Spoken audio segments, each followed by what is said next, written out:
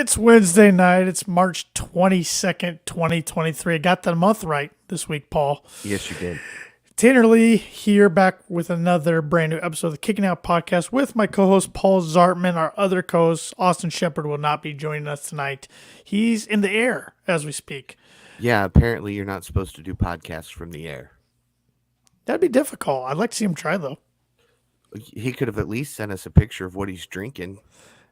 Yeah, exactly. We start the segment, but what are we drinking tonight, Shep? Well, what are you drinking tonight, Paul? Jasmine Special Sweet Tea. Well, that's more exciting than what I got. I got Kroger Purified Drinking Water. Woo! Living it up tonight. Yes. Yeah, I got to give props to Jasmine. She makes probably the best sweet tea I've ever had. I'm a big fan of sweet tea, so I'm a little jealous of you. I had some sweet tea in the fridge. I should have grabbed it, but I just grabbed water. Actually, I had some alcohol. It crossed my mind to drink some in honor of Shep tonight, but I didn't have any tequila. So yeah, I would have just had to settle for a beer. But speaking of what are we drinking, we got some new T-shirts on kickingOutShop.com, which let me see if I can do this. Let me see if I can share my screen here. Yeah, I know. I can't, but I have them brought up because I was going to talk about them later on in the show. But I mean, if we're going there first, we'll start. Let's just go there first, hole. right? Why not? Yeah, right. Nothing wrong with going down another rabbit hole. I hope everybody can see my screen. I don't know. But here is kickingOutShop.com. Of course, we have the NWO-inspired spray paint T-shirts and hoodies there. Then you got the coffee mugs. And if you come down here, you see some of our new T-shirts. What are we drinking with a tequila bottle? A rabbit hole. KOP logo rabbit hole there. I'm going down another rabbit hole. That's just for Shep. If I had the pencil, all wrestling fans, we want the pencil from now and then. Get the dude some pants. Shout out to one of our favorite referees on Wednesday nights. Yeah, we got 5-star KOP right there because we always want to be 5 stars. And Paul, I added some more things this evening. I don't know if you saw this or not. Yes, I did. Just now. We got beanies, we got snapback hats, and we got trucker style hats. So a whole new collection added to the kickingOutShop.com. Go support a great podcast and look great doing so. We'd really appreciate it. And if you order through the end of March and use code March23, that's in all caps, you get free shipping on your order. Once again, that ends in 9 days on March 31st. Yes. So order it now. Don't wait. Correct. Order it now or you're going to miss out on a good deal. Exactly. So yeah, and of course we still got the classic stuff up there too as well. The original zip-up hoodies, the sweatshirt, the hoodies, tank tops, t-shirts, all sorts of good stuff. So check out Kicking Out Shop and like you said, support our great podcast and look great doing so. And if you're a user of Pro Wrestling Tees, we got shirts on there too that you can only get on Pro Wrestling Tees. We normally just use our kickingOutShop.com, but when we started the podcast, we used Pro Wrestling Tees. So we do have some designs on there as well that you can't get anywhere else. So. Yes. Yeah. So lots of great stuff, lots of great ways to support the Kicking Out podcast and help us grow, help us spread the word. Every time I go into Kroger, and I've always got like an AEW shirt or something on. My favorites when I go in with my Young Bucks zip-up hoodie. There's always this one cashier bagger guy, and he's like, "Hey, love the shirt." Every time I'm like, "Yeah, check out the Kicking Out podcast." Yep, one person at a time. We just need the word to spread, and we'll be right where we want to be. So, yeah, we enjoy bringing it to you live on our YouTube and Twitter account every Wednesday night right after Dynamite, and we don't plan on stopping anytime soon, so tell your friends. Yeah. All right. We ready to get into tonight's Dynamite? I'm ready to dive in head first. Fun show tonight. Okay, well, don't dive too hard. You might end up in an ambulance like the Young Bucks. Oh, what a way to start the show. Man. 2 weeks in a row, I like how they start the show. This was a unique one. Yes.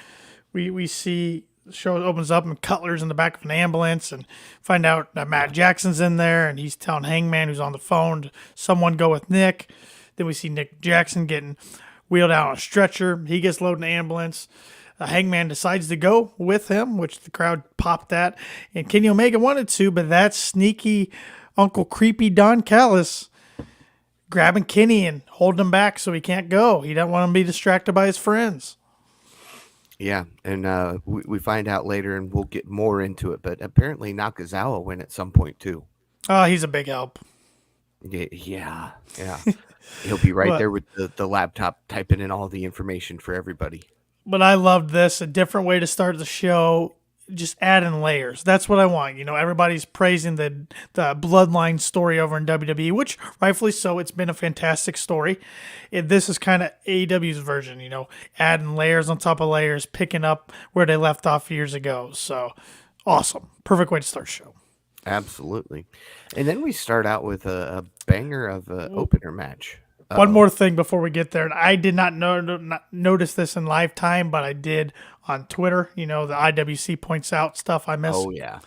Did you catch the tables to the right of the ambulances tonight? I did not. There were tables up against a production truck, blocking out a certain somebody's face on the truck. Oh, okay. All right. So they haven't rewrapped the truck yet. No, that certain somebody's CM Punk. And, Yes. At first people are like, oh, how do you know it's the same truck? Well, people found pictures of the truck, and indeed it's Jade Cargill, then Punk, then Matt Jackson, I believe. And you could see Matt Jackson's face, then tables, and part of Jade's face, because part of her face was covered up by tables. So, IWC ran wild with it. Some people are like, oh, you guys are being children. You're putting too much thought into this. And other people are like, eh. So, I mean, it makes sense if you don't want. This can go two ways here. You don't want people to acknowledge Punk because you don't know what's going on with him at the time. But then again, this is a way to test how much attention the fans pay if you were to go that direction and go, okay, the fans are still interested in him. yes, and his name gets brought up every week around the internet wrestling community. And Dax Harwood had an interview with Fightful just recently, which I think the full interview is coming out soon. But they posted on Select some inserts from the interview, and Dax says he still talks to Punk every day, and he knows for a fact Punk still loves pro wrestling, and he made it sound like Punk will wrestle again someday, but doesn't know for who. And even Punk has said on his social medias in not so direct terms, but I'll wrestle again just to, piss you off. Right. And Sean Ross Sapp did say in the next coming days he will have his biggest update on Punk he's had yet. So interested to see what he's going to report. So, yeah, me too. I don't know. I go back and forth. 1 week my gut tells me he's coming back. 1 week it tells me he's not.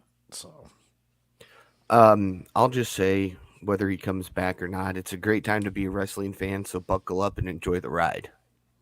well said. Yep. All right, so to start off the match or the show, we get a trios match. We're seeing more and more trios, which we talked when the trios titles were first introduced.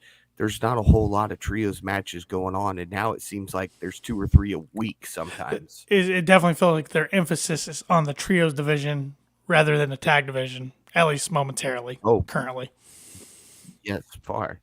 And that first trios match is Orange Cassidy, Darby Allin, and Sting. Taking on the Butcher, the Blade, and Kip Sabian. I liked Orange Cassidy's face paint tonight. Yeah, that was kind of cool. I think everybody just loves the chance to throw on some face paint to honor Sting and do it their own way. Even if it's just an O and a C.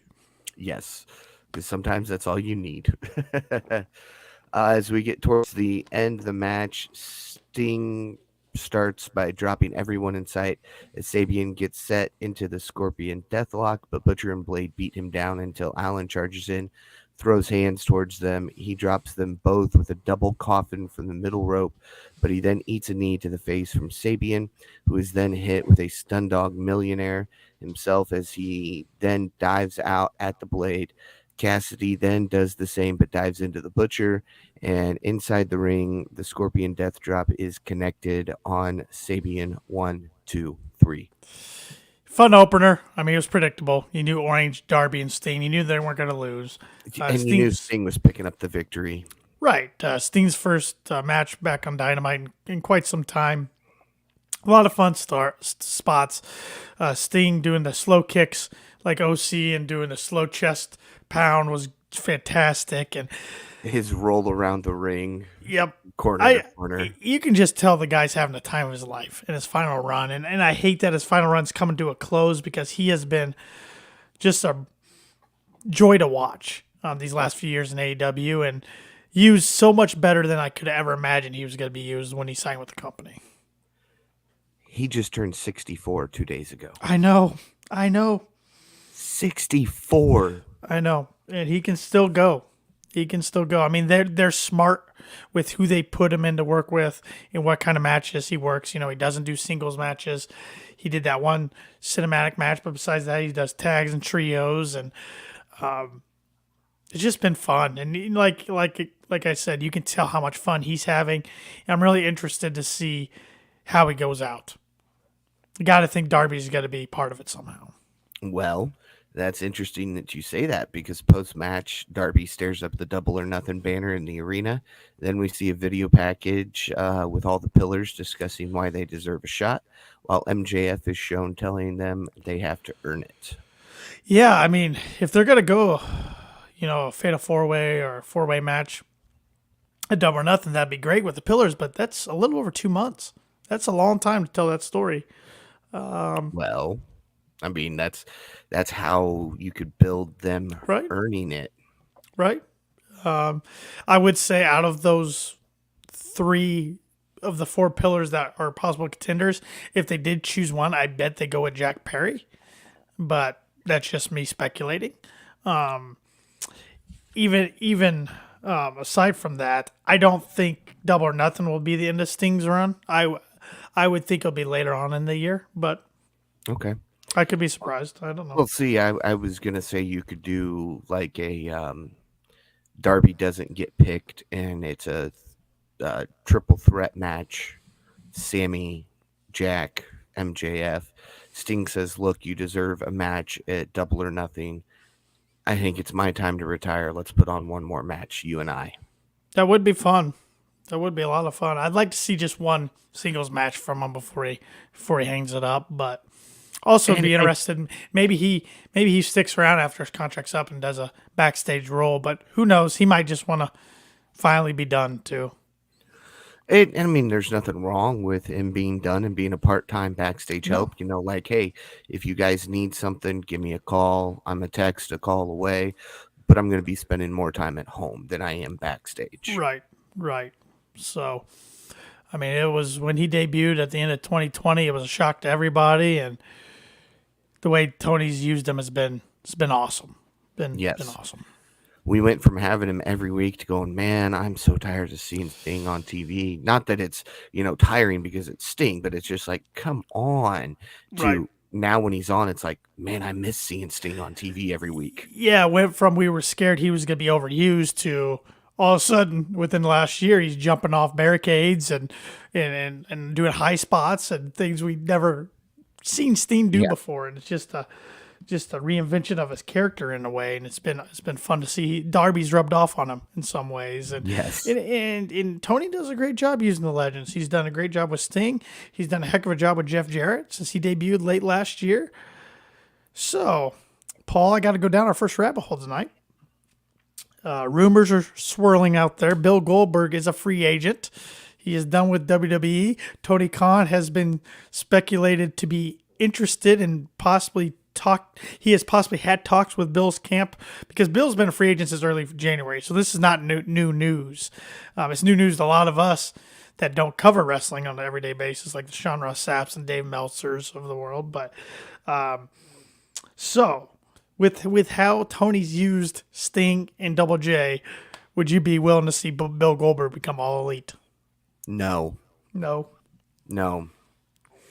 Yeah, I think I'm there with you. Even though that was one of my bold predictions for 2023, and if I somehow get that right, I'm gonna Go buy a lottery ticket. I'm gonna hand you the belt, and I will never challenge. I will not challenge for it for a full year. All All right. right, I said that on March 22nd, 2023 at 10:35 p.m. If Yep. Bill Goldberg debuts in AEW, Tanner is the new KOP champion, and I cannot challenge for it for a year. Well, now you're gonna have me chanting Goldberg and wanting Goldberg to come in and okay. Say he does though. Okay. Say he does. What would you want to see Goldberg do in AEW? 'Cause I have two things I'd like to see him do, but I don't know if he'd do it. Put over some young talent, but I want to see him put over Hobbs and especially Wardlow. yeah, I mean, okay, if Goldberg comes in, you've got to pair him with somebody like Wardlow, kind of like Sting is with Darby.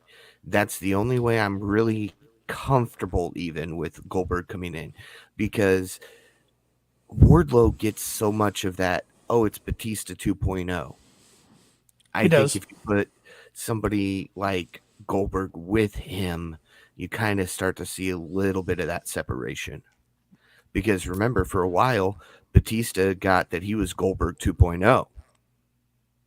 So that's just Yeah. me. Goldberg, I mean, he's king of the 5 minute match, but at first when he came back to the WWE and I don't know, it was 2016, 2017, it was fun. That match with Brock was fun. Even him winning the title over Owens, But his match at that WrestleMania, I think it was 33 with Lesnar, was actually one of his longer matches and pretty good. But then after that, it was like every time he came back, it wasn't good. The match with the Undertaker and Saudi was hard to watch and scary for both performers. I mean, the guy knocked himself out and kept going through it, and just sometimes Bill can be a little dangerous in the ring. Ask Bret Hart. Exactly. So, and I was a No, big Goldberg mark when I was a kid. I So wasn't. you weren't? I really wasn't. No. I was more of the HBK, Triple H, DX Okay. style. I'm a DX mark. I'll admit that. Yeah. Sure. Well, we've talked about this before. I was 6, 7, 8 years old when I was watching the Monday Night Wars, and I watched both, but I was probably a little more pro WCW than I was WWF. Yeah, and I was more F always. Yeah. I don't know. I just WCW is a good product. I just immediately was drawn towards Sure. The Rock. Well, yeah, and it was more edgy content. So, Exactly. but I just had to go down that rabbit hole because rumors are swirling online, and it's interesting discussion to be had. Yeah, yeah. Now here's something that I didn't catch live that happened during the show tonight. Brandon Cutler sent Excalibur a text accusing the Blackpool Combat Club of attacking the Bucks at the start of the show. Yeah, I think everybody We kind of all, put two and two together. yeah, we all speculated that, but I didn't catch that Excalibur read a tweet from Cutler. I didn't either. I feel bad for Excalibur if Cutler's got his phone number. Yeah, no kidding. But yeah, it's I like BCC as a heel group. It's growing on me pretty fast. Yuta needs to make the turn the rest of the way. He's like in turn 3. He's getting close. Tonight was as close as we've seen. So Yeah, but he still was a little hesitant at times, and that kind of might be part of the story, Paul. it might be them trying to fully convert him because Claudio's still out there barking orders at Yuta, like they're still trying to get him convinced that this is what they need to do. Mox is full. He's full. Mox was the first one to go. What are you talking Yep. about? Yep. That was supposed to happen a long time ago, I think, in AEW. And Oh yeah, just like his vacation was supposed to happen a long time ago. what vacation? Exactly. He got an extension and a big old pay raise. So Every time I'm like, all right, here's how you write him off TV. He shows up the next Wednesday. right. It's like, come on, dude. No rest for Mox. Yeah. Up next was the AEW World Tag Team Championship match, the Guns versus Top Flight. Very predictable match, unfortunately. It's not time for the Guns to drop it yet. But as we get close to the end, Dante looks for a nosedive, but Colton grabs the boot until Darius wipes him out with a dive outside the ring. Dante nails the nosedive, but Colton scrambles back at the last second to break it up. Meanwhile, outside the ring, the Kingdom appear and start beating up Darius. This leads to Dante running into a shatter machine when he is distracted, so the champions retain. Yep, I like them incorporating a little ROH in there. I think Mm-hmm. Top Flight's going to be a featured act in ROH, and I think they can do really well there. And the Kingdom's definitely an ROH act. Maria Kanellis, Mike Bennett, Matt Taven. So I like that. It was a way to get the Guns over, but not make Top Flight look weak. I thought that was Exactly. good. And then the Guns, using Shatter Machine, so you knew what was coming up next. Even when they went to commercial break previewing the match, I'm like, top guys are coming out after the match. Oh, yeah. You just knew they were going to. Music hit, crowd popped. They had a microphone in the hand. Colton had a microphone in the hand, so they go back and forth on the mic for a while. FTR wants a shot at the tag team titles, but Austin Gunn's saying they're not going to, no matter what, they're not doing it. You had something to say? Oh, I thought you were going to jump right ahead to the final stipulation there. No, not yet, not yet. Dash brings up that okay, we'll fight you guys for the titles. If we lose, we'll never challenge for the titles again. I was like, no, there's nothing you can do. So then Dax takes over and finally says, all right, how about this? If you guys beat us for the tag team titles, we will We'll quit quit. AEW, which is perfect timing on the stipulation because Dax, and the guy knows what he's doing. He tweeted out just a day or two ago that him and Cash over the weekend have decided what they're going to do come April. They can't legally announce it yet because contracts and all that legal yonder. But with that, with the rumors going around, speculation where they going to go, are they going to go back to WWE, are they going to stay in AEW, are they going to go on the independent scene, are they going to go to New Japan, blah, blah, blah, blah, blah. Perfect timing for this kind of stipulation on the match. But I want to know, Paul, on March 22nd, 2023, what do you think the outcome of this match is? And there said, where do you think FTR's next move is? See, that's where I'm like, man, I don't know, because I want to see the mark in me wants to see him win. We all do. Want to see him stay with AEW so that We they all can do. continue to go to these other promotions, travel Yes. the world, go to the indies if they want to, and do whatever they want. But at the same time, I'm like, maybe they deserve a chance to just take some time off and maybe just work the indies if they want to, or maybe just work New Japan or AAA or whatever it is that they want to do.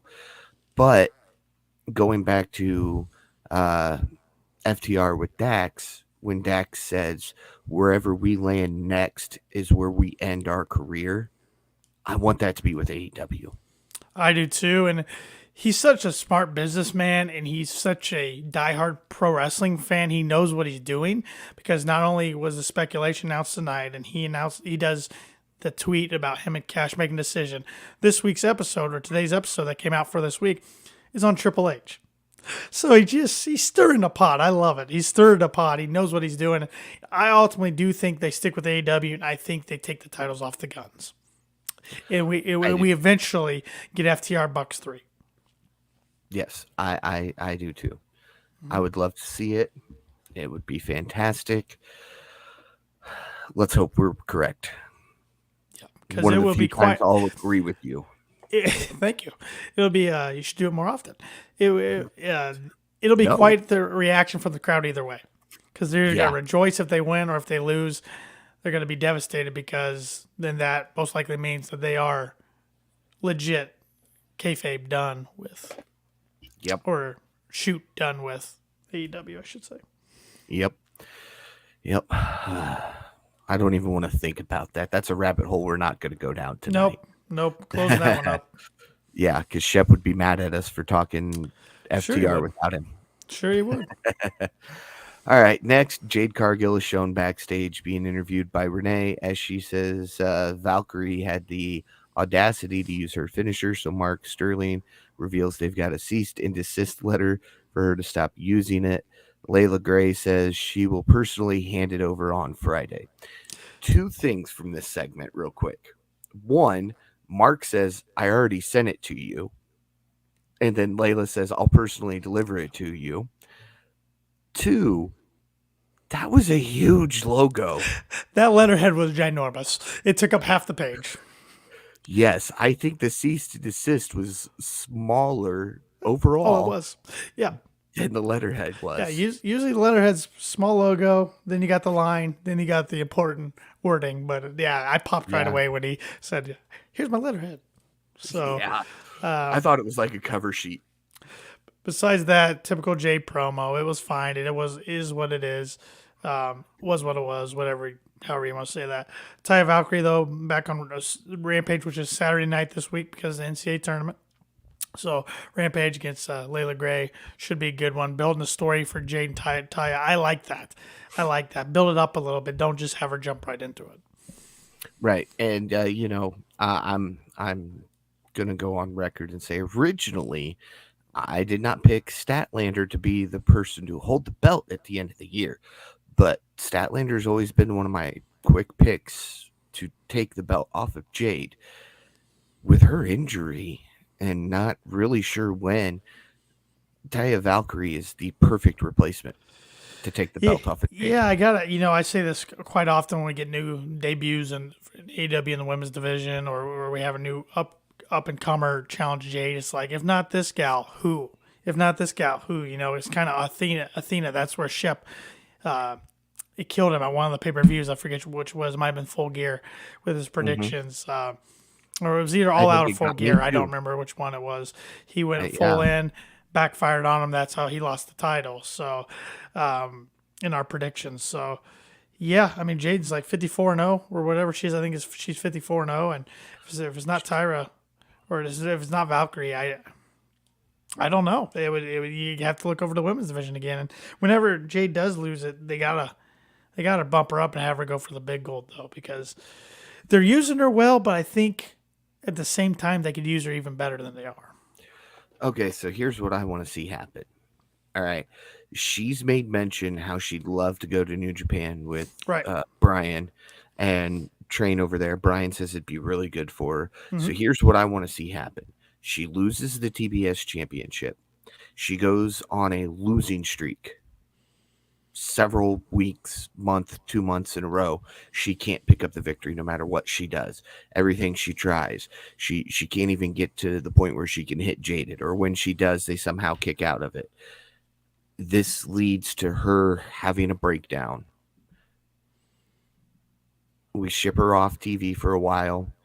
She goes, does her thing in New Japan, comes back as the new Jade that I think anybody who knows what New Japan's capable of doing knows that if Jade goes over there and does any work in New Japan, even if it's for a month, she's going to come back a completely different wrestler. So we let her go do that thing, have her come back, show that she's changed, let her demonstrate her new moveset because she's going to have one, and then put her straight into the title picture.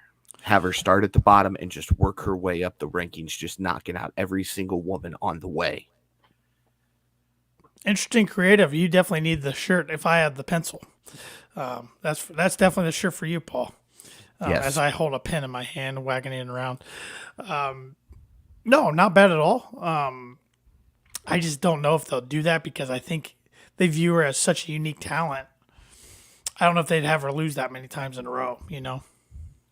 Well, I know, but It's not bad though. Not bad pitch at all. we both thought that she had a better record than she did. I think they're actually being realistic. They're not giving her a Goldberg record. So, Yet. the next week, all of a sudden, Goldberg had 9 more wins than he did the week before. And when House they ran shows. 2 house shows. House shows and indies. Yeah. He's pulling double duty. Yeah. He had 12 matches in, 3 days. Yeah, exactly. Yeah. That was prime WCW right there. Yeah. And that's why we don't allow him to have the pencil. True. Up next, we get the match that I was looking forward to.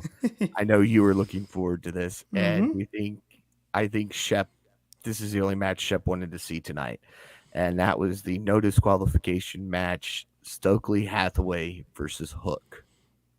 Cold-hearted, handsome devil, as Excalibur Before calls him. before the match starts, Stokely Hathaway reveals he spoke to Dr. Simpson and is not medically cleared to compete. He is announcing that he is retiring from competing, and he hands Justin Roberts his doctor's note, which, if you caught it real quick, it says he's sick in black Sharpie. Roberts reveals that it's just a receipt from Wingstop, and so it gets ripped up, and the match begins as Hathaway sprints away into the crowd as Hook gives chase, and the FTW champion gets him and launches Hathaway back over the barricade. Real quick, I want to give a shout out to the security guards tonight for being extremely athletic. After the tag match, the Kingdom kind of struggled to get over the barricade, and the security guard just hops right over the chair, over the barricade, onto the floor. The security guard that followed Hook and Hathaway back over, like, leaps and lands sitting in the chair. I'm like, you guys are amazing tonight. Yeah, they got some good ones. They were on their game tonight. Yeah. I want to say back and forth action, but it was mainly Hook action throughout this. Hathaway got his fire extinguisher. His version of Suplex City. And we thought Hook was going for a pin at one point, and he breaks up the 3 count. So me being the smart ass I was, Logan was watching with me, and I went, "Oh, he kicked out. Oh my God, I can't believe it." And he looked at me like, "What?" And about that point in time, Hook rolls into Red Rum, and the ref immediately stops the match. Yep. I don't think we're going to see Stokely back in the ring anytime soon. He tried to retire, okay? He wanted to retire. Now he gets to retire, own one. Yeah. Backstage, Matt Hardy is shown telling Ethan Page that he needs to avenge Stokely Hathaway with a match down the line. And Page says, "Write up the contract. I'll do it." Yep. I like the storyline. You know, it's been playing on Dark and Elevation mostly, but the Matt Hardy, Ethan Page storyline with Isaiah Cassidy, it's really good stuff. It's long-term storytelling. It's really good stuff. It's got a lot of comedic layers to it, but some... yeah, it's one I've really enjoyed. And, you know, we were talking about who's going to be the one to knock off Jade. Who's going to be the one to give Hook his first loss? That's going to be a big decision, too. Taz. Oh. Taz says, "Enough of this. I want my belt back." Yeah, Hook just decides to start wearing orange. Taz gets pissed. That's my color. Nobody wears orange, except me. Well, the hook on his trunks are orange. True. That's the only orange his dad will let him get by with. Yeah.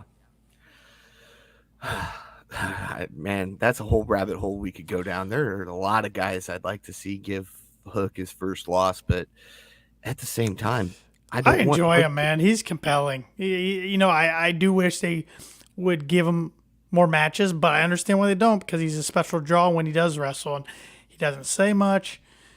But man, for his first debut match, he's got it. He's got it.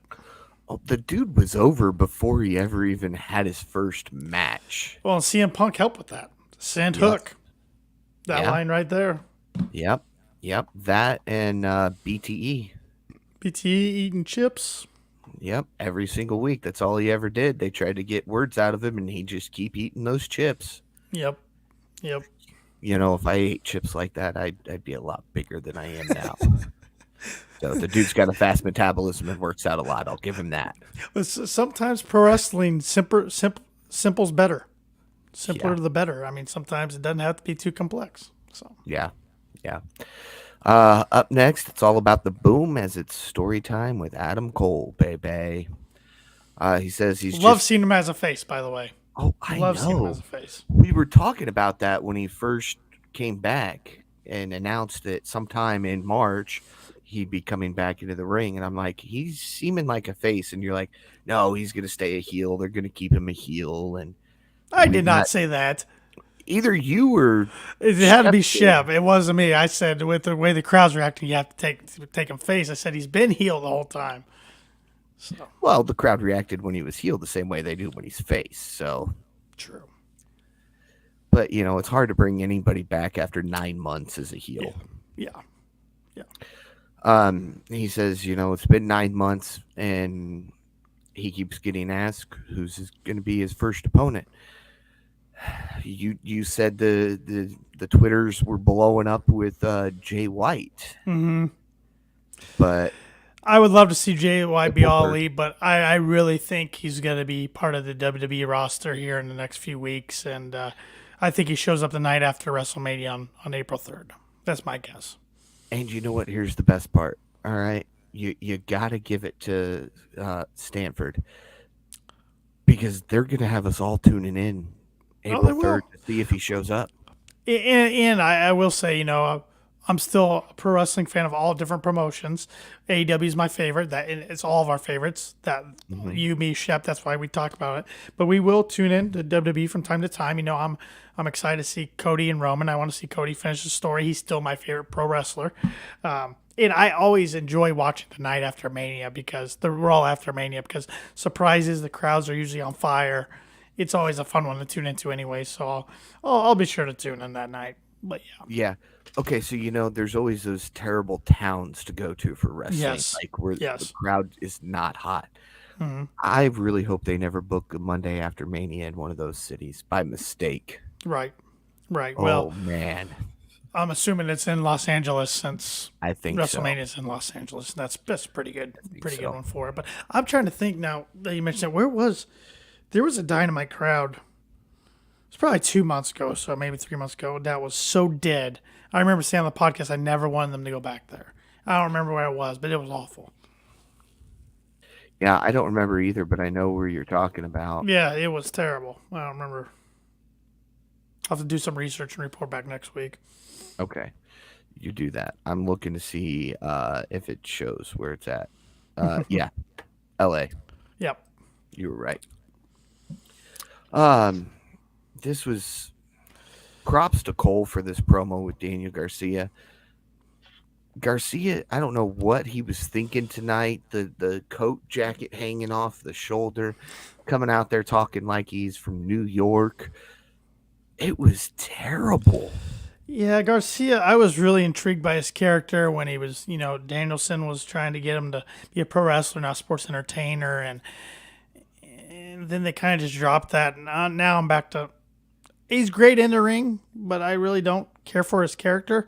Now, I will say it was nice that when in his promo night, he still was having trouble with saying sports entertainer over pro wrestler. So there's still that layer right there that they can revisit eventually. But, I mean, this will be a fun match next week because Garcia can really go in the ring with the best of them. And, I mean, he's beat Danielson. He's beat Brody King. He's beat, I forget who else he listed tonight. And it's Adam Cole's first match in 9 months. So it's going to be a great in-ring match, but a little underwhelming for the opponent. But is what it is. Is what it is. But maybe, he's only 90%, so they wanted to give him somebody that could work with that, not give him somebody a huge size difference-wise. And these two are very close in size, height-wise, and weight-wise, so I think it'll be even more entertaining. Well, and you give him this match, you build up some other matches and get knocked the rust off, then you give him a big opponent for double or nothing. And there's that storyline too with the Elite too. Anyway, next, and this is the part I wanted to talk about, where I said I have so many questions during the show. Kenny Omega is shown backstage with Don Callis. Omega admits he should have gone with the Bucks. Callis says them going to a hospital might have been the best thing.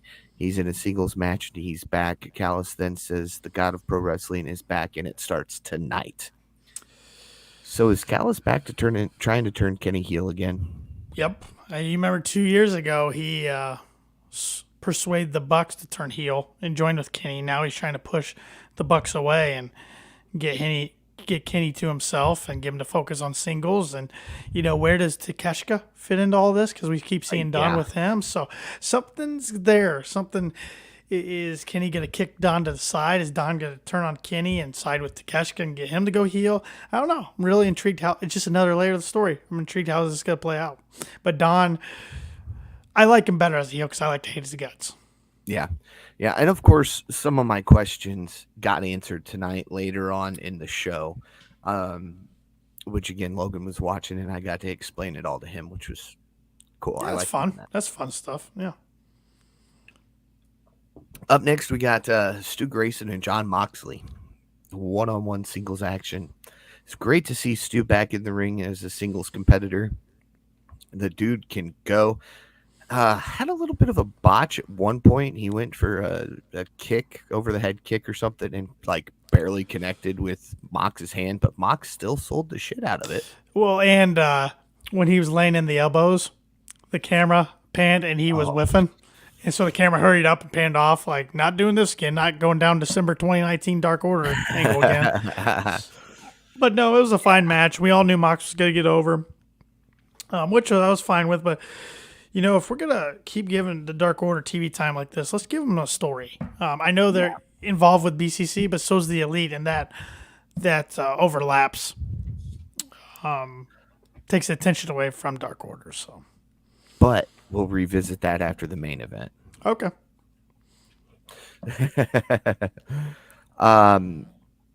Up next, Ricky Starks is shown backstage and says Juice Robinson can see him on AEW Rampage as he issues an open challenge to him. Yeah, let's get this thing going. Uh-huh. Too much And then- talking. And then probably the worst segment of the night, QTV. Oh, that was awful. Awful. Last week's I could deal with. God. Tonight's awful. Yeah. That was the one segment my fiance watched tonight. She goes, "What is that?" And that was hard to explain because I was talking about how it's a TMZ. She goes, "Yeah, no, I get that," but she goes like, "Who are these people? What are they doing? What are they talking about?" I'm like, babe, it's just not a good segment. Pretty much, it's not a good segment. It was just like I know something that shouldn't be on there. I know QT and I know Aaron Solo. Who's Harley? That's the blonde girl. Well, yeah, I know that, but Yeah, I need to look her up. She was talking about one of those like independent come to Dynamite to take on Jade Cargill and stuck around. It might have been on Dark and Elevation. I'm not too familiar, but I just know she gets talked about because she's very attractive. But yeah, I don't know. Hobbs wasn't even there. I mean, he calls in. All it is bashing Wardlow here left and right. So it's Yeah. okay. Ray Phoenix this week and another open challenge has been issued, but we're going to cut right to the Rampage that says you'll see Will Hobbs take on Penta.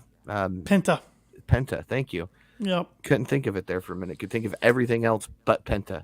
Which is, predictable. Yeah. It'll be a good match, but Will's going to go over. The Lucha Bros, I don't know, and I'm sure somebody could tell me this, and I'm sure I'm wrong, but it feels like Phoenix and Penta have had the most single title opportunities in AEW to never win one. Yes. For every title, TNT title and world title, they've both had chances and never won. Yeah. And they haven't challenged for the international yet. Right. Because correct me if I'm wrong here, the only two people to hold it were Pac and Cassidy. Correct. Yep. And they didn't challenge Pac because, Death Triangle. Right. Yep. Okay. So maybe we'll see them go for that belt and lose there too. I would be all for one of them holding it eventually, to be honest. It would work. It's another good conversation, another rabbit hole we could go down to. Who takes that off Orange Cassidy eventually? Because he's had it since like November or December. Yeah. And successful defenses clearly hasn't lost a match since he won it. And TK really protects Orange. So. And speaking of the Lucha Bros, didn't they just get like final rounds in AAA for something? Didn't I just see something about AAA and the Lucha Bros? Yeah, I don't know what it was though, to be honest. Okay. I just saw the finals or crown champion or something, and I saw Penta and Phoenix, and I went, hey, it's the Lucha Bros. Yeah, they're still like the only AEW talents that wrestle down AAA, seems like. So. Yeah, most of them come to AEW. Yeah, that partnership hadn't been a two-way street too much, but tonight it was. Well, there for a while, AEW was sending guys to AAA, and nobody was coming to AEW. So Right. maybe it's TK's way of saying it's time to Yeah. return the favor. Yeah. Up next is our single women's match of the night. Tony Storm, Sky Blue. This was a back and forth match. I mean, my heart of hearts told me that Tony was winning this, but I was really pulling for Sky at several points in this match. Couple close near falls. Yeah, she put up a lot better fight than I thought she was going to. Yeah, and then of course every time she hit a good move, it seemed to anger Storm, and yeah, those last few moves from Storm really did her in. The hip attack into a German suplex, and then Storm Zero. Yep, that'll do it. She wasn't kicking out after the hip attack, let alone the German and then Storm Zero. Nope, and we saw Ruby and Soraya really take the boots to her at one point. Yep. With showing off their new jackets as the outsiders or Yeah. the Outcasts. outcasts. Yeah, I keep wanting to call them outsiders. Outcasts. Yeah, they want to. This is all based off the outsider storyline, but after the match, they go for the spray paint. Then we see Rio with that PVC pipe again that they want us to think is a real That heavy big pipe. steel pipe. Her and Willow Nightingale come down for the save. So Yes. You beat me to that part. I was just getting ready to talk about that. got the Broadcast podcast tuning in, saying evening, gentlemen. Evening to you as well. Evening. Thanks for tuning in tonight. Please hop in our discussion if you feel like doing so. Yeah. Leave us your thoughts on any of the matches or anything we've got to say. Yep, or we'll go down rabbit holes. We like to do that. So You could be what fuels one of those rabbit holes. Up next, Stu Grayson is shown backstage getting a medical check, which leads to the BCC jumping him. I like how Moxley did it. I mean, he just kind of standing there all cool, casual, and said one line. I don't remember what the line was off the top of my head, and then gets him in a chokehold. And Claudio and Wheeler take out the doctor or the medical assistant there, and Not Doc Simpson. No, it was not Doc Sampson. So it was the other guy, and no, that was good stuff. Good stuff. Maybe that guy was Doc Simpson since it's actually Doc Samsung, and we know this. Could be. Maybe that's the assistant. Could be. New storyline. But yeah, I don't think anybody's going to be stupid enough to try to challenge Doc Samson. No, he's pretty jacked. He can hold his own, I think. I think he's the most jacked medical guy I've ever seen for pro wrestling. Yeah. Yeah, because usually they're just extras. Yeah, this guy is not. No, he's a legit doctor. Full-time He's the crew one. member. He's the one who saved Jerry the King Lawler's life when he had the heart attack on Raw. So, Yep. All right, main event time. Kenny boy, Omega. was it a main event? Ooh, yeah. I mean, you wondered where this was going to end up on the card, kind of. But it wouldn't have done good anywhere else. Calling it a dream match, they had to put it as the main event. Well, yeah, but I mean, like, these two could have an opening match, just not together. True. True. It would steal the entire show, and you would just lose interest at every match after if this was the opener.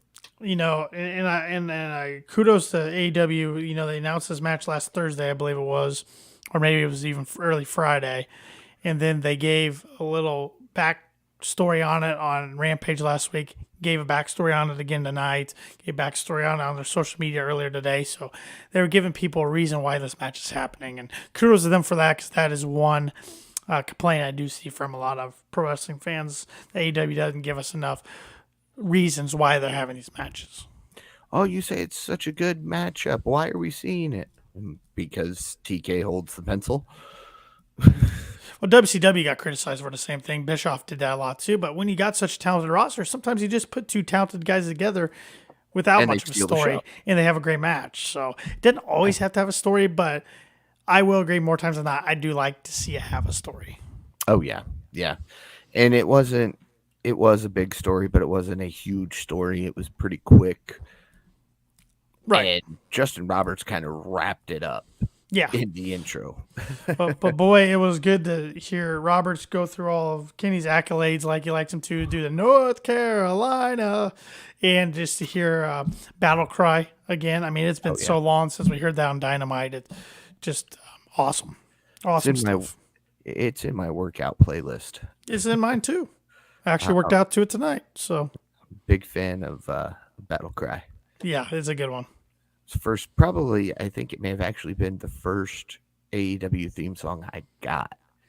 I think I got it before Super Kick Party. I got Kingdom, but I don't know if that's more of a Cody song because No, he had it before AEW. So well, yeah, yeah, all but if right, we're talking AEW only, Battle Cry, and then well, I got Adam Cole's is all about the boom, that's a good one. but then all the rest are Fozzy, Judas, and some No, other songs they've used at pay-per-views and stuff. So can't go wrong with Fozzy. no, it's good stuff too. All right, so we see in the main event, if you haven't figured it out yet, as by the title of tonight's episode, Kenny Omega taking on Vikingo. And I'm not going to try to pronounce the other 3/4 of that. We're just going to go Vikingo. El Hijo del Vikingo. There you There go. you go. There you go. Tanner said it, so I don't have to. I'm not saying it again. When I say a lot of back and forth action, I mean a lot of back and forth action. Uh, Props to the ref for doing everything he could.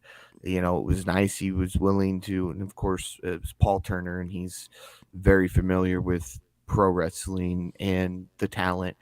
So he has no issues getting up in Kenny's face, going, "This isn't a no DQs match. This is a regular match. You don't need that table. We don't need to do that. Put the table down."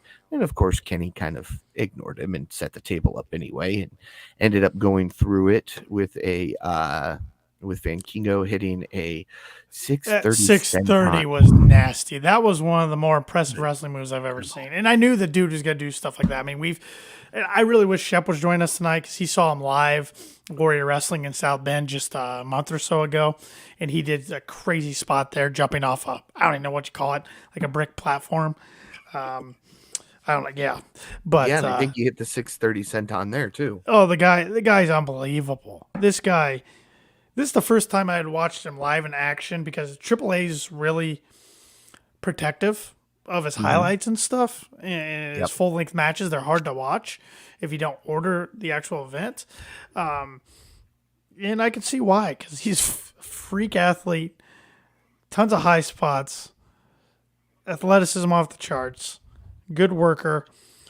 And when his contract comes up, Triple A, TK better should give him whatever money he wants to make him all elite because I will be so pissed off if after tonight WWE, because they should be interested, if they somehow get their foot in the door and end up signing him and eventually because they will not use him Yeah. to his capabilities. This No. guy, like I said, tonight was the first time I've watched him live for a full entire match, and I gotta be honest, I could watch him every day of the week. He's that entertaining to me. This is the type of wrestling I enjoy. Him and Kenny back and forth. 5 stars in my book. It was beautiful. Kenny hit 3 or 4 V triggers Oh yeah. and hit some snapdragons, and then Awesome mom. finally put him away with a one winged angel, which nobody or rarely anybody, I should say, kicks out of. Nobody kicks out of the one winged angel. Just listen to Don Callis. Yeah, well, Listen to Uncle Buck. why I say that I can't remember going back to Full Gear 2021, but I think Heyman kicked out of it. I can't remember. I don't remember. If not, I know Okada did once in their trilogy. I know he did one time, All right. but very few, very very few. Yeah, there's one hand. How many people have? Yeah. So of course Kenny Omega picks up the victory. Tony Schiavone gets into the ring to interview Omega, but the Blackpool Combat Club jumps in from behind. The attack continues until you hear the sirens wailing from the ambulance. I immediately went, "Hey, it's Hangman." Popped a little bit. That took me back to the Attitude Era just a little bit. Hangman makes his way down. One thing I'm not a big fan of when it comes to Hangman, and I don't know if you've picked up on this, anytime he's doing a run in, he has to wait on the music. Yes, that's a pro wrestling flaw. Is I mean, let's be honest. A lot of times run-ins they wouldn't play music, and same thing for surprise entrances. I know why they do it because they got to let the crowd know who it is. But if it was truly a surprise, you wouldn't have the music queued up. It's little nitpicky things like that. But Yeah. and what I know, a lot of times when Hangman makes run-ins like this, he's carrying a weapon, Yes. which And tonight was a big tonight old spiked 2x4. Yep. Painted black. Yes. But the BCC take off, jumps out of the ring. Callis stops him from trying to attack the BCC. Hangman's trying to shake him off of his arm, and then Don Callis throws himself down because he sees Kenny's getting up. As Don Pulled Callis, an Eddie. yes, he did. As this answered my questions from earlier, Callis is going to be the one to drive the wedge between Kenny, the Bucks, and Hangman. But here becomes the problem. This is where Kenny could go with this. Was he out there to avenge the Bucks being attacked or Dark Order? Mm-hmm. See, there's how your story becomes intertwined. And I bet they do go that route, even though I could counter it with, well, he rode with the Bucks to the hospital. So, Yeah. in my mind, that's where he's going. But I can see how Kenny could twist that. No, not Kenny so much, but Don. Yeah, because I don't want Kenny to be a heel again this quick, his return. No. Not unless we're going to bring right back to the cleaner. Yeah, right. We didn't get much of the cleaner when he was a heel. Right. I want to. Well, and I feel like this storyline, whatever they're gonna do it at Double or Nothing or Blood and Guts, because then you got Forbidden Door, and these guys are gonna be in different storylines for that. So, because Kenny's gonna probably be defending his IWGP US title at that event. So, Yeah, because I think somebody's already issued the challenge. well, Ospreay's on the shelf right now, injured. I Just got injured. They had to replace him because I was gonna say I Speedball thought he issued Speedball the Bailey was challenge. supposed to he did. Speedball Bailey was supposed to face him at the upcoming pay-per-view next weekend between Impact and New Japan. But Tanahashi's replacing Ospreay because he's injured. So Okay, a lot of people being replaced here recently for one allegation or injury of another Yeah. sport. it's true. It's true. A lot of the other pay-per-views outside of Mania next week are getting impacted. Which, by the way, Paul, you're putting your title on the line next week. Yes, I was just getting ready to remind you. Oh, I haven't forgot. Oh, I haven't forgot. Yeah, so It's okay. missing its shelf space over here. Oh, is it? So here's it's getting cleaned right now because it was rather filthy and slimy, and I don't want to know what you did with that, Sammy. Some of the things I found on that were a little concerning. I had to have it professionally cleaned. I don't want to know. I've got a feeling that the HBK photos are going to come out, and there's going to be a video of you doing things with that belt that nobody should ever see. But No comment. see.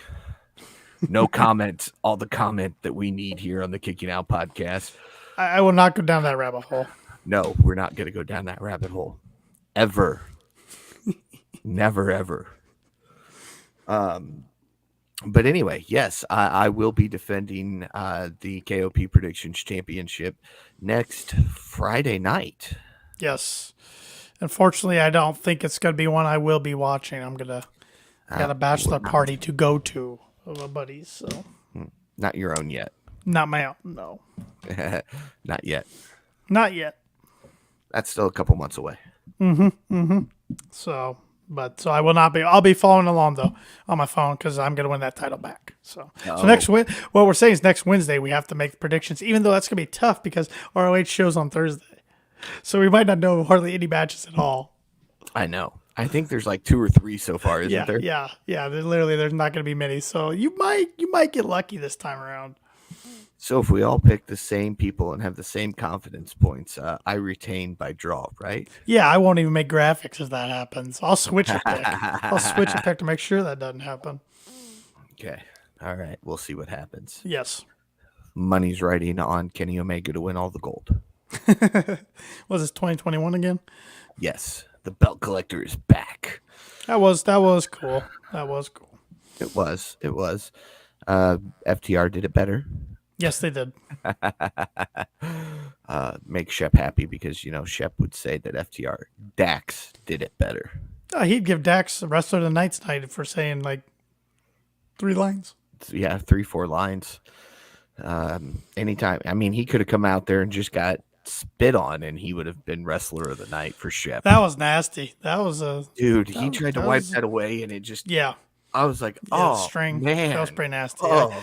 I give those guys props because that's one thing a pro wrestler I would not do. I don't do body fluids from somebody like that. So no.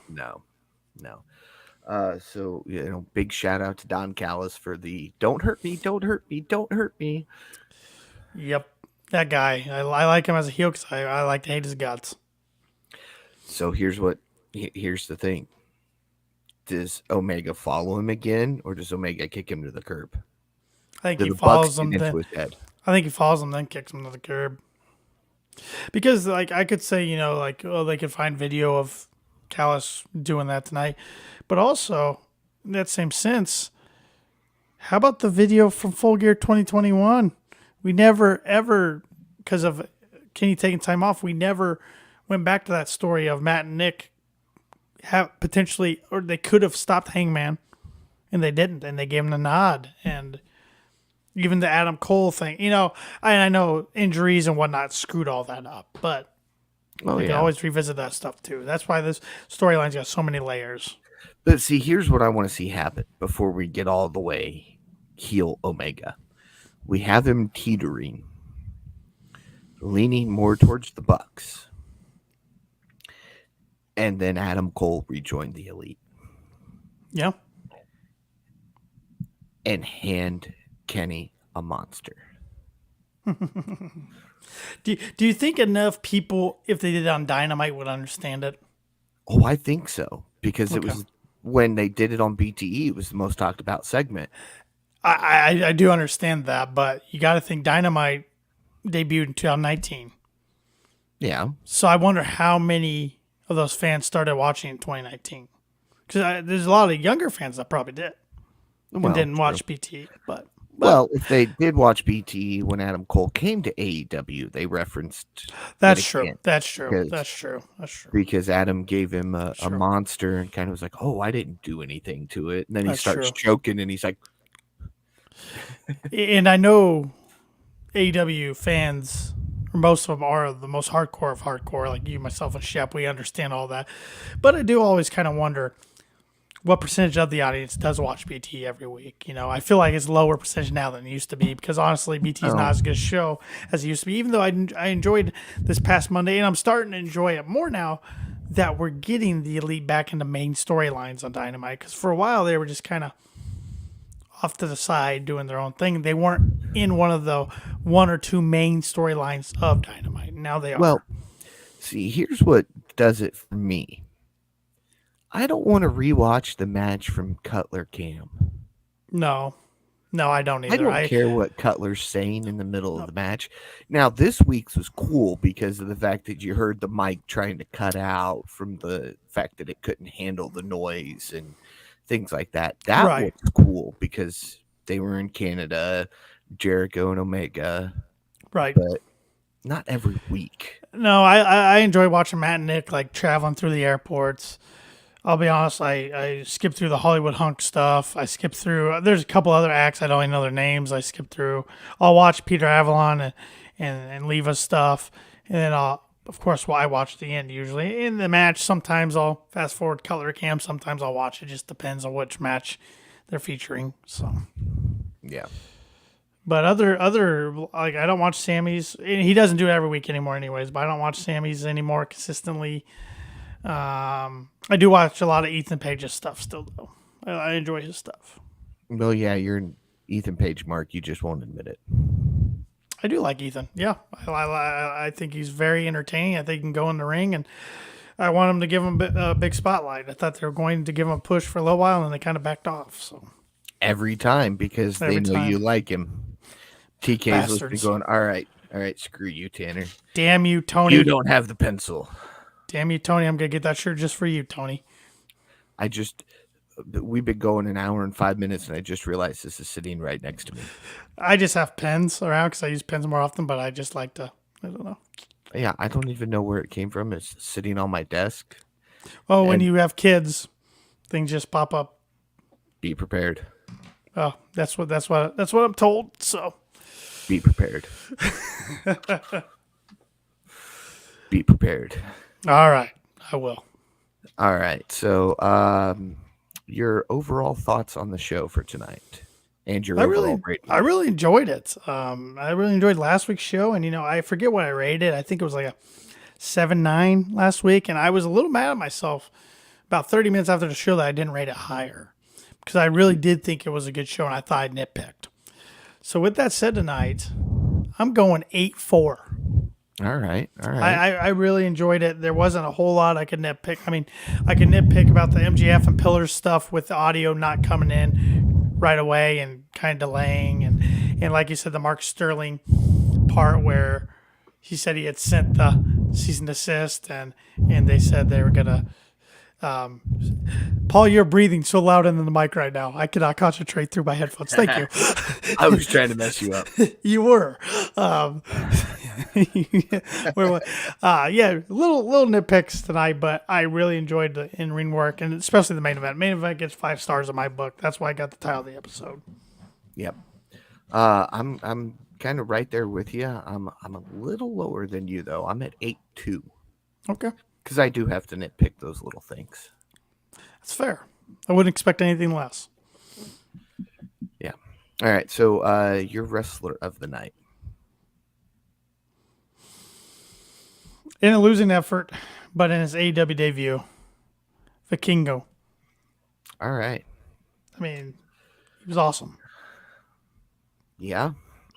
I like seeing new talent. Especially when they're hyped up by the internet and the pro wrestling world. And this one's rightfully so because he's the real deal. And I hope Tony, some way, someday, makes them all elite.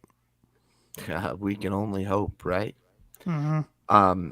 I'm picking a loser as well. Stu Grayson. I had a feeling you were going to go there. Stu's your guy. Yeah, I'm a big Stu Grayson fan. I might have popped a little bit on Monday when he threw himself into the table because he was so confused that Anna wasn't there. It was good stuff. Spent a good 10, 15 seconds looking around the room for it and then just chucks himself into the table. In the Dark Order stuff in BT, I gotta take it or leave it. Sometimes it's good, sometimes not so much. But more times than not, it's still good. But Yep. And that's one of those things, again, if you want to do this whole elite hangman thing, you've got to bring BTE into the Dynamite world somehow. Mm-hmm. Because he's still, every week, Hangman goes and talks with Dark Order. Yeah. So you got to bring in that Dark Order elite situation at some point. I did. The only thing I didn't like at the end of BT, and I enjoyed the group text message. I wanted the music, Paul. I wanted the music. I wanted that sad, sentimental, emotional music. I forget what the song's called. I found it on YouTube finally after searching for a long time. It's got a weird like foreign name or something, but I wanted that music and we didn't get it because that hits right in the feels. That takes me back to old BT. Takes me back to the shattered picture frame and just all that good stuff from 2021 and previous. It's good stuff. Everybody's sitting on the rocking chairs in front of Cracker Barrel. Yep. I even did that last time I went to Cracker Barrel, and Yeah. and they I remember I tagged them about it, and they said we can't wait till the boys get back together or something. And I popped. I got an easy pop there. Yep. Of course, those days there were a few more members in the elite. Yeah. Yep. More sad music. Cue the sad music, Tanner. Well, I'll cue our music. Oh, well, let me get some things out first. That's I will. As long as you thought it was. Yeah, you got 35 seconds, so. Yeah, so give me a minute and then start wrapping it. I gotcha. All right. Be sure to follow the Kicking Out podcast on all social media at Kicking Out Pod. Be sure to listen to the Kicking Out podcast wherever it is you listen to your podcast. And if that happens to be Apple Podcast, be sure to leave us that 5-star rating because we are 5-star KOP. And don't forget, you can stop by kickingOutshop.com and you can pick up a 5-star KOP shirt along with any of the designs we have. And you can use promo code March23, all caps on March, through the end of the month. You got 9 days left. Well, 8 days by the time you're listening to this, to get free shipping on all orders. Doesn't matter how big or small. All orders will get free shipping with promo code March23. And be sure to follow Tanner Lee on all social media at TannerLee92. Be sure to follow myself, Paul Zartman, at Paul Zartman 921. And with that, for Tanner Lee, Austin Shepard, who will be back with us again hopefully next week, I'm Paul Zartman. Join us again next week as we make predictions and kick out yet another podcast.